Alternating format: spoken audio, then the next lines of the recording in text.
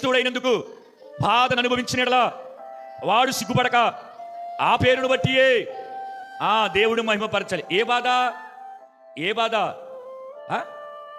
క్రైస్తవుడైనందుకు బాధలు ఉన్నాయి ఈ లోకంలో. మనకి క్రైస్తవుడైనందుకు హింసలు ఉన్నాయి, క్రైస్తవుడైనందుకు అవమానాలు ఉన్నాయి, క్రైస్తవులని పిలవబడేందుకు మనకు శిక్షలు ఉన్నాయి. క్రైస్తవులు అనబడుతున్న ఆదిలో నుండి, అంత్యోకలో నుండి, ఆది అపోస్తలుల నుండి కూడా వారిని హింసించుకుంటూ వచ్చారు. కారణం చెప్పనా? నువ్వు క్రైస్తవుడు అని ఆ పేరును బట్టి బాధలు. ఎందుకు నువ్వు క్రైస్తవుడు ఎందుకయ్యావు? అసలు బాధలు రావడానికంటే నువ్వు క్రీస్తుని కలిగి ఉన్నావు. అసలు క్రీస్తు ఏమై ఉన్నాడు? దేవుడై ఉన్నాడు. ఏం చెప్తున్నాడు? ఆయన పరిశుద్ధుడు అని చెప్తున్నాడు. నేనే దేవుడు అని చెప్తున్నాడు. నేను తప్ప వేరొక దేవుడు లేడని చెప్తున్నాడు. పరిశుద్ధంగా బ్రతకండి, యథార్థంగా బ్రతకండి, నమ్మకంగా బ్రతకండి అని ఆయన అంగీకరించిన తర్వాత మనల్ని అంటాడు, సర్వలోకమును కలిసి సర్వసృష్టికి సువార్త ప్రకటించడని. ఏ క్రీస్తునైతే అంగీకరించామో, ఏ క్రీస్తునైతే అంగీకరించి క్రైస్తవులమయ్యామో, క్రైస్తవులమైనడికి భారమ కలిగి బజార్లోకి వెళ్ళి సువార్త చెబుతూ ఉంటుంటే బాధపడుతున్నారు ఈ రోజు చాలా మంది.